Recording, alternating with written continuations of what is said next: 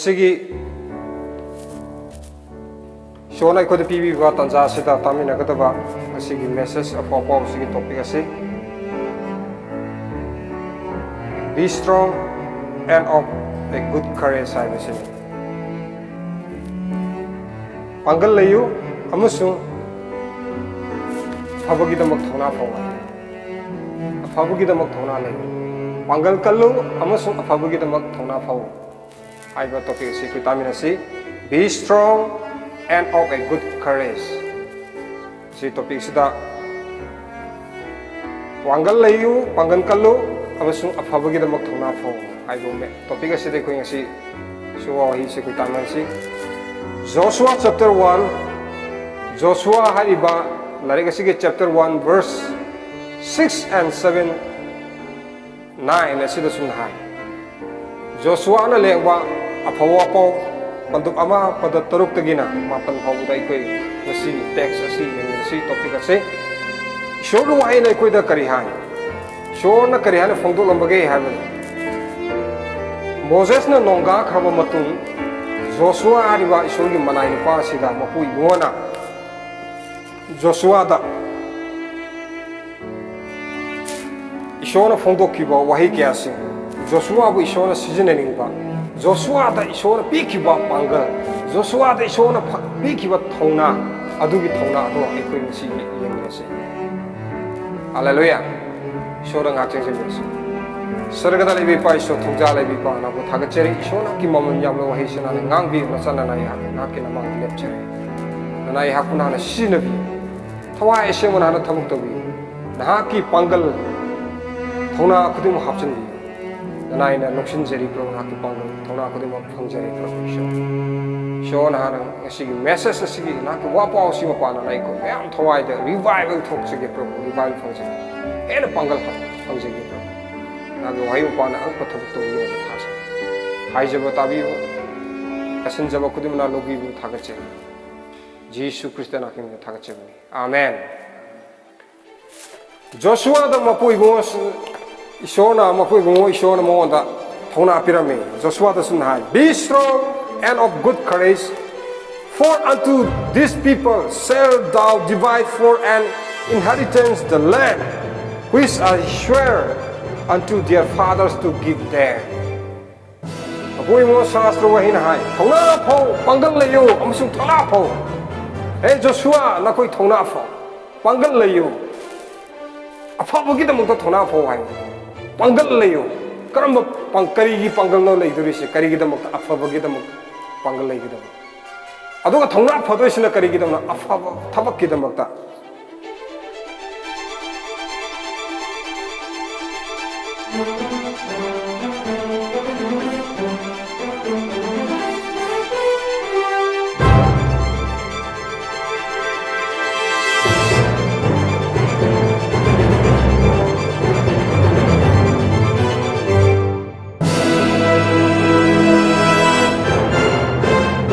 Joshua da Ishona hai Joshua nak thona fagadam be strong and of good courage afawagi da makta thona faw afawagi da makta na pangal layo hallelujah amen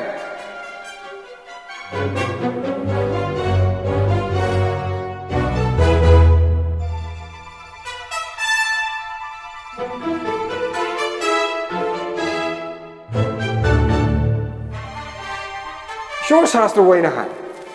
thona phaba haibasi kanagi pangal na thona phagadam no ai inakta sifai myam ler kanda sifai myam na aibu guard toraga chapa matamda guard toriba sifai singna guard toriba adu nipa ado napi ado ma thona legini kari gida mukta mana khan gdo sikina ai shi roi ai kanana su attack to bung amoy maram di ai sifai myam laibu ngak chelaga chali haibase mo da thona ama legini adugi thona ado aduna hakchang thona ne sifai sing aduna leitaba matamda magi mana leiramba thona ado sifai sing do lokthokhiba matamda ma bu ngak cheliba guard toriba security sing ado horen yaudaba matamda larik hairisu pham chawrusu masak phazarbusu thona yam le man pa do ma ki security guard do horen yaw do matam da ma thona han tharak kani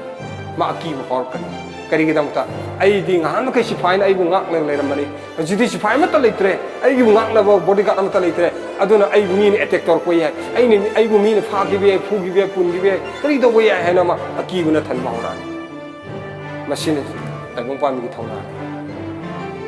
but in the spiritual way thawai rom di yeng ma tam da di na hakchang gi tang kwan gi oina nang sifai ka na ngak ngam da bo ya na thawai tang kwan gi oi mi ke ana na bodyguard to da bo ya na guard to da bo ya na ki tungin da bo ya na ki mi le to bo ya na kari ma ta le to bo ya ba da du na ha le isho ma pui mo ba hing le show ni pangang ma pui show ni ai gi thona le mi show ni ai gi punam mong ni ma na ai purung ngak pi sembe ni ai gi punam mong hai je phom je ma ni ai gi punam mong kan bi phom do ma hang ni ai gi punam ma se ma ngo da chang je phom se ma ni hai na tha je ni show da left se ri ba stand to ri ba tha je mo chen le show da nga je ri ba ma adu gi dam ta de show na na ku guard to bi gi ni amen hallelujah aduna ishona shastra ishogi shastra wa hisna hari sine duna joshua ma koi bona be se na thona le yu hai bun pangal kalu hai bune pangal kan na gi dam ta karai da pangal da kan ga da buno hai ta de nahang na hidak mayam ma charaga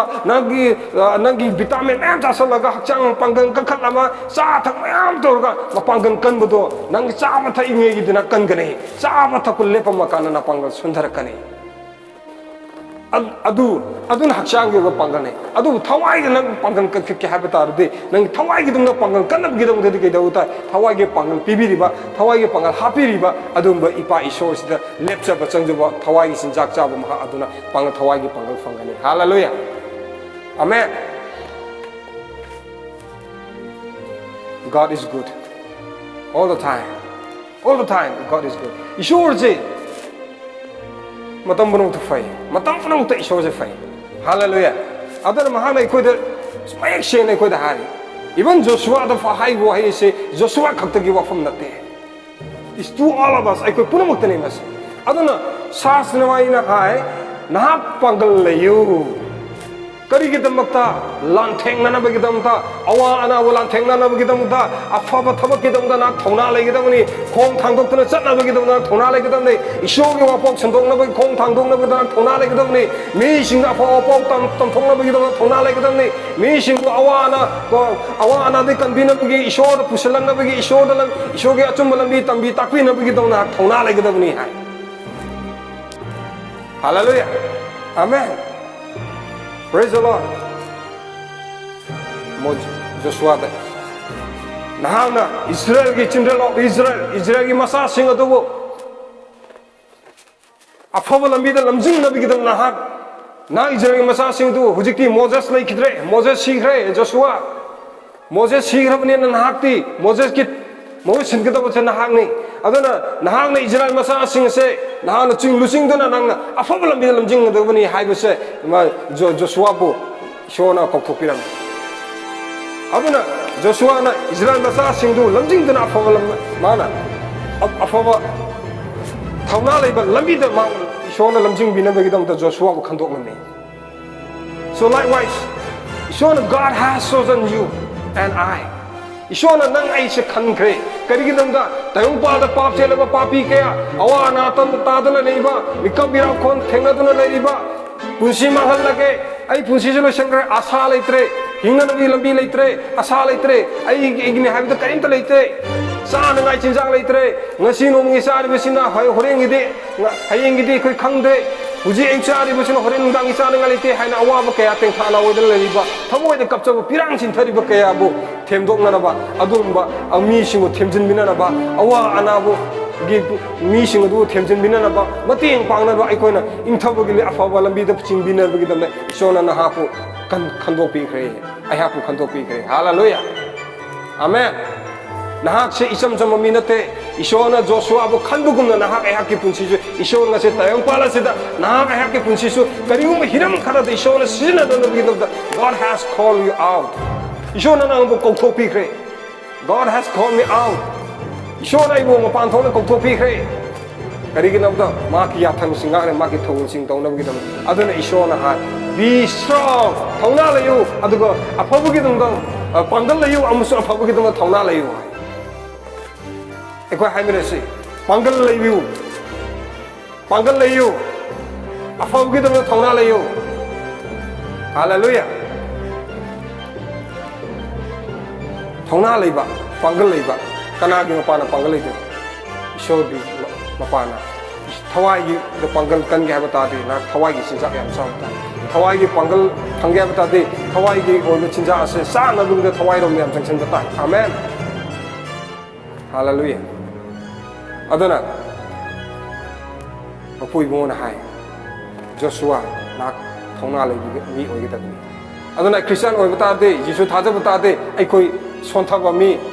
시름 나름바 싹 잡아 방대고 미기 막 방금 솔라가 마사 탁탁 니빠 아둠바 손주나 만주나 잡아 아둠바 미 오이베야데 에코이디 타와이 에코이기 타와이 크리스찬 오이베타디 지수 타자바타데 나 아케 프로세스에 방갈 레이바 통나 레이바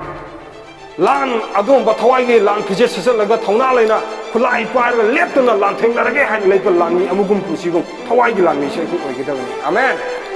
할렐루야 에피샤드 그래 하이 챕터 6다 너코이게 타와이게 란 피제 세설로 타바캉 합절로 란로 후읍절로 훈나마타 빠이로 하이 이쇼게 아파아파 궁금도 동실로 하이 아멘 쇼가 아파아파 궁금도 동실라디 나 짝키면 나게 아파아파 궁금도 동실다디 나 까리는 팅캉나주 까리나주 눅나주 요 예tum나주 팅캉나주 틴탈라로이 릴리 마체나주 틸라로이 타와이기 오바 궁금도 동나가 아파아파 궁금도 동실나 쇼게 뭐 와이도 훈훈사kim나 쇼나 나부 탕비라니 아멘 타와이기 랄 후보도 타박 강도 나 합쳐 브리스 플레이트 아도 합쳐를 부탁데 미는 랑게 타박도 탕을 야라버수 타나 틸라버수 랑가 티에나 까포수 난 타박도 티에나 팔라로이 타나 융너로이 아두구나 타와이기 타박 강에서 합쳐다데 이쇼기 타와이기 빵달에서 합쳐 부탁데 라이프 포토버 세탄스나 나 에텍 떠러버수 까라궁나 세탄나 미부 시너가 랑게 분시만 허러버수 그리고 아무튼 걱정만 넘러로이 아멘 타와이기 훈나타 아도 파이브 타르가디 나 이쇼가 와이시나 훈노 마탐다 랑마 마탐다 야나 마탐다 이쇼가 와이시나 양바 코디모 홈다 난 아무고 미라클 토카니 라이프 포토 첸가니 부프레 첸가니 아나마싱 파가니 아시비지 힌가니 아무고 미땅 무슨 오가니 론 톱도 무슨 토카니 아무고 토박게 토가니 할렐루야 타와이 훈나마타도 아키 파이게다니 be strong and of good courage 방글라유 아무슨 통나 아파보기도 통나 아파 크리스천 오이부타디 지수 타들부타디 에코이 통나 파가다브니 이쇼기도 타와이기 란미 뭐뭐 오이부타디 타와이기 란미 아무기도 뭐 뿡파바 아이기 피제 뿡파 쿨라이도 아이 레디 도로 통가다브니 할렐루야 에코이 시름 나룽기 란미 오이베야데 빠빵간 손바 페레페레 하이바 막까 딱딱니과 짭빵가 모이다바 란미도 오이베야데 에코이 빵간 레이고 마사무 파바 타와이기 마사무 파바 이쇼르고 와이 마양 강바 이쇼도 프라나 양 간바 이쇼도 빵간 레이나 아도 이쇼도 탁레이 세이쳤드나 이쇼기도 못되네 하는 마땀 뿡도 비토고 간바 이쇼기도 악고 터벅게 하토고 간바 아도 뭐 빵간 레이바 통나 레이바 아도 뭐 타와이기 란미시 오이게다니 할렐루야 아멘 If you want to see miracles in your life 나게 본시다 angpok kaya uninga ba afaba kaya uninga ba anaba faba uninga ba angpok kaya thoning ba taragode iso wahi thazabiyu faith in the word of God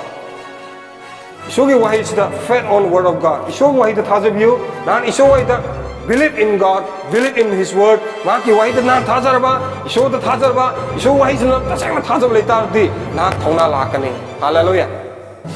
Life fotabana ekoibu dominant tahon bayate life fotabasidi ishona ekoige khongyagi khongnet ne khaina nabgida da pangal ekoi pigrabani Luke chapter 10 verse 19 na kari hai yongu lin singbu basic singbu amasung ai yekna ba punangbu mai thi pina ba khongyagi khongnet na nabgida aina na koi da matik pangal da pire hai hallelujah Behold I give unto you power to tread on serpents and scorpions and nothing and enemies and nothing shall by enemies hurt you hai करियों ना कोई खक शौक लोई है ना कोई तो पंगल P रहे अमें अदो पंगल अदो ईश्वर पी क्यों पंगल दो ना फंग लो होना कदम ने ईश्वर के पंगल तो फंगे बता दे word meditate on word of God ईश्वर वही दो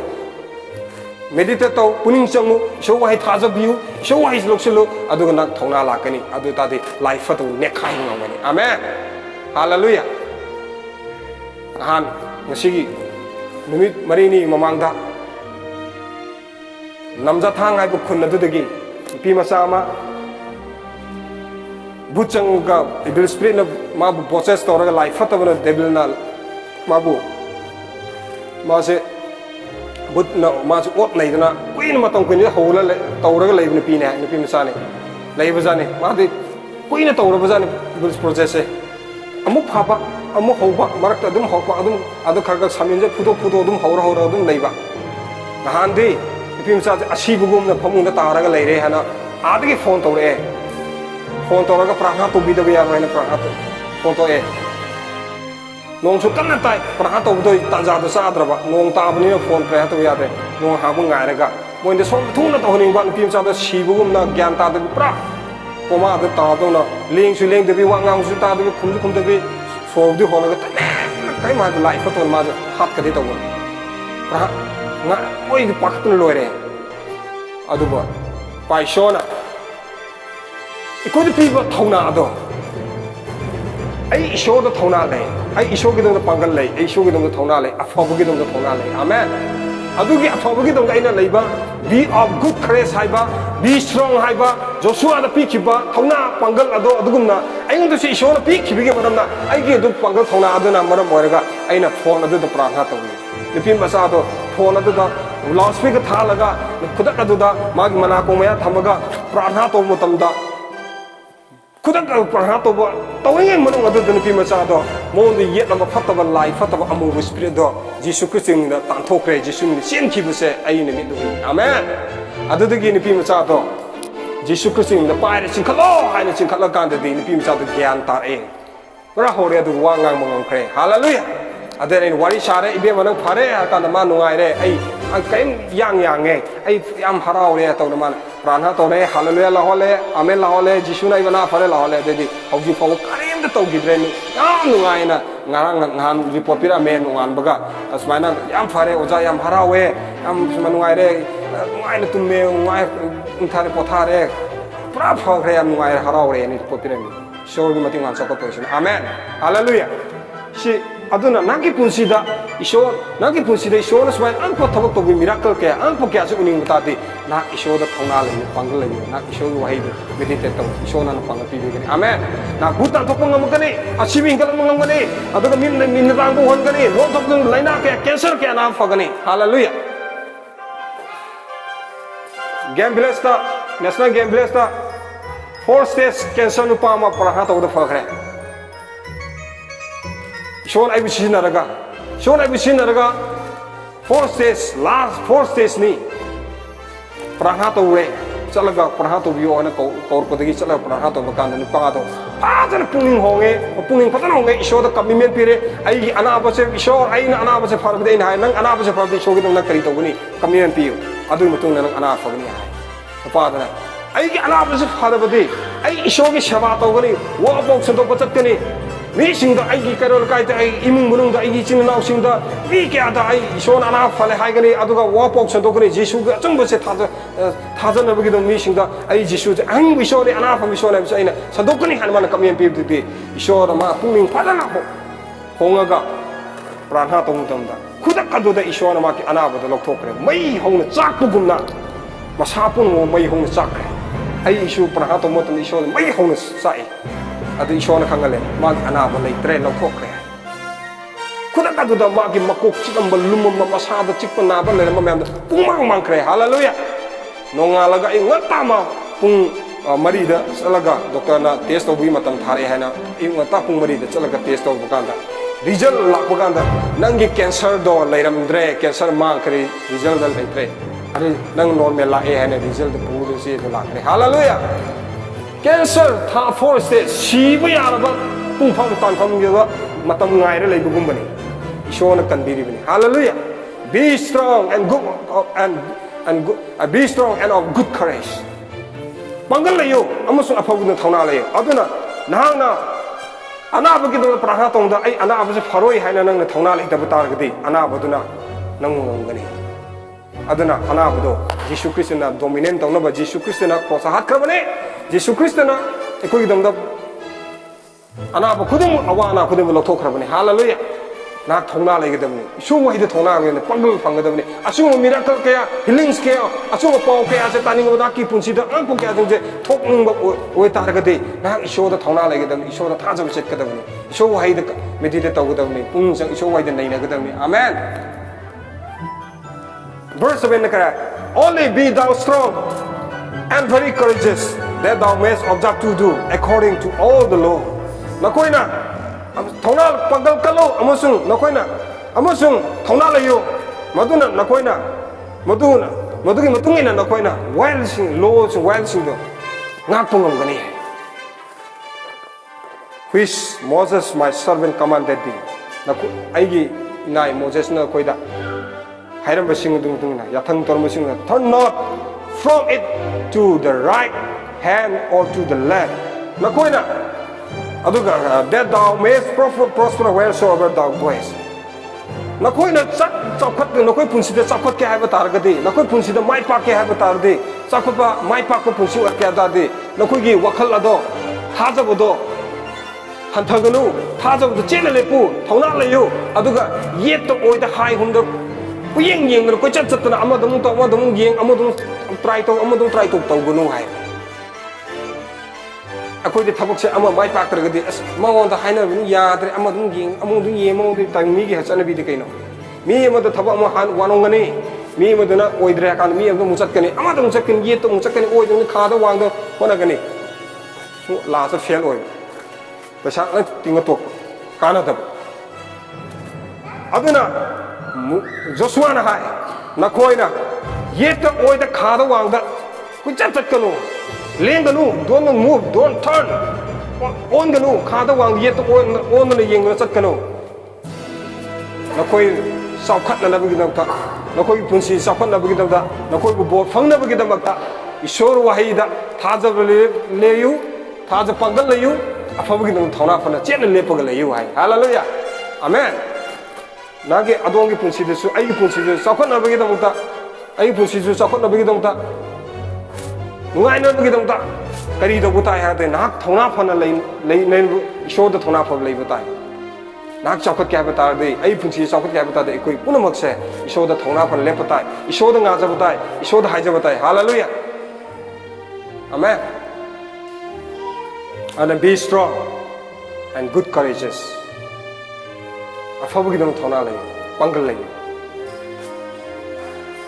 hallelujah. Verse 8 kara this book of the law shall not depart out of my mouth,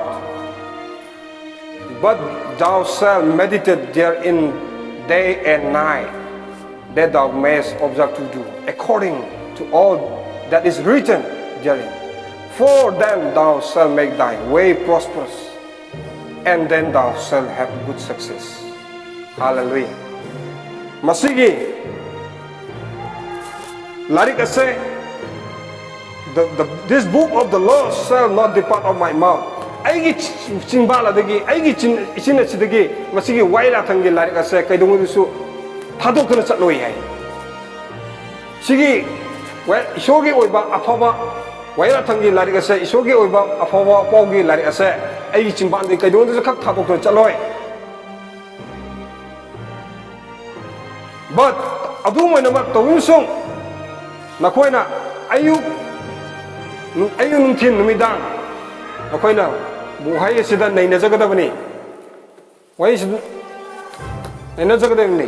shu wai se naina jagadabani shu wai da nga ayu nungthin numidang leptana nakoina shu wai se naina jagadabani shu wai se ayu nungthin numidang leptana pagadabani naina gadabani khangno hona gadabani amen. Adorabadi matugi matungina nakoina nakoi punsida sakotpa amasung mai pakwa adon leigani hai hallelujah. Nakoina adongi punsida sakotpa mai pakwa adon leike hai bataragadi nakoina ayuk nungthin numidang letan isu wai sin nainagadabani pagadabani hai basa Joshua na hai hallelujah. Praise the Lord. Joshua da thodo po wahi adona aikoi punsi sakotkani aikoi punsi se sakot na bagidamta isu wai pagadam nainagadabani hallelujah. Verse 9 I have I not commanded thee aina na khoida ya thang si pi hidabra tau hidabra be strong and of a good courage thong pangal layu amusung phab gidon thona layu be not afraid no khoi ki gino neither be thou dismayed natraga no khoi ngakpa tau gano for the Lord thy God is with thee wheresoever whithersoever thou goest na khoi na chat pu kadai kadai chapam khudung da mapui bona na khoi ge loinari hallelujah amen mapui na khoi ge loinari ha se shastra shona Joshua na khongdok lame hey jara masasa na khoi na kadai kadai chapam matam da na khoi pangal layu thongna layu na khoi na kadai kadai chapam matam da isho loinari na khoi kiganu ha se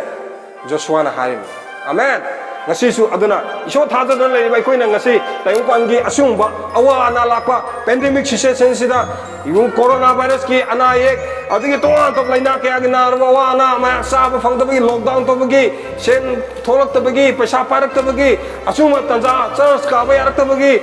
fellowship to ba phang tabagi mi tinaba phang tabagi ama ma unaba phang tabagi tanja asumba awa ana ki marak asida ai koi thona lai gadabani amen isho wai thona lai gadabani pangdal lai gadabani hallelujah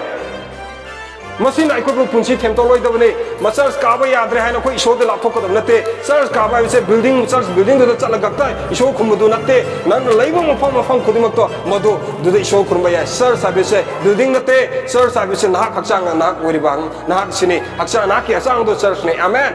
Nak ki church tu hakcang wiri bang nak se church wiri bang nak se, sida nak isho bu kurum jagal wiri. Isho bu kurum jaga dawni. Nang na laiba fam kudung isho kurum baya kisu kai de. Aku na church building ama saraga thambatu da kata chalaga na isho kurum baya. Oiba kata da church kapani han khanman adun natte. Asumba awana pandemic situation lakko matam asida corona virus na ko wahal liba laina ke law liba nungshir ba ipa ima ichin law ke na ba matam da nare haina matam da sokna ba samnan ba yada ba nungshir ju una ba phangan da ba tina ba yahan da ba kongnan ba yada ba changan ba yada ba adum ba punsi shir ba wa chang pai ba phangan da ba asum ba situation asida na aya ke punsi se kari dawra lep ko da ge ha ba tar ge na aya se ishor wa da stand to da ishor wa lep ko matam aduni amen ishor dilek ko ni hujima tamase showai da changja ka dawni day and night ayu nungtin numidang lep tani show da haijara ga show da changja duna showai je para thona lai ga da matam maduni amen tayang kwangi arang arang na tayang kwang kari gum hiram mamatana ai koi bo khemton na hujima tamase tayang kwang kari gum amatana ai koi bo khemton na matam dunakte hujik sidi show da hena nakshin ga da ba show da hena changja ga da matam aduni praise the lord hallelujah aduga na aikoi ishoda chena lepaga thona lai ishoda chena leptuna thona lai gedabani ishoda chena leptuna awa ana sidi ge aikoi might awa ana su might chiba pina bigdam ishoda chena lepkodabani amen aduna be strong and of good courage pangal layu afabigdam thona layu hallelujah koi hamina say ai pangal lai re afabigdam do thona lai re hallelujah show wai na hai thona phana law thok patam thona phana hai dok patam sonju manjana law bu na te adu thona lai ba kokti pangal lai ba kokti harauna thona lai na law thok patam ga da bani that's the adu ne na ki thona ut ka da bu hallelujah nakoina nasa na su ko bukan da di na kong pong bong khai da ko sa ki bu do na ti ka tra koi show thagam matam de mi ma ko matam de ta mi do laikai ta ngoi ko mi ma ko ta ko khumang no kana bata show thagam matam de harau no khonje thong na thang ning de sonu ma lu no to thang le adu thona adu gi thona adu lokho ki de son de thona adu lokho khai be strong pangal le yo thona le amen madu pangal son de gi pangal do lokho ko show de pangal le bi show de thona le bi show ne amen hallelujah hallelujah aduna ekoi show da thona le si show da pangal le ba masa sing oi si thona le masa sing si ji ru matam se da show wai da changja ba show da changja da na popula lim ta le te aduna show da koi hena changja na thona le raga pangal le raga show gi dong da mati ma thok se ta re ba sing ma gi mata kai show pa na popi mu se amen hallelujah praise the Lord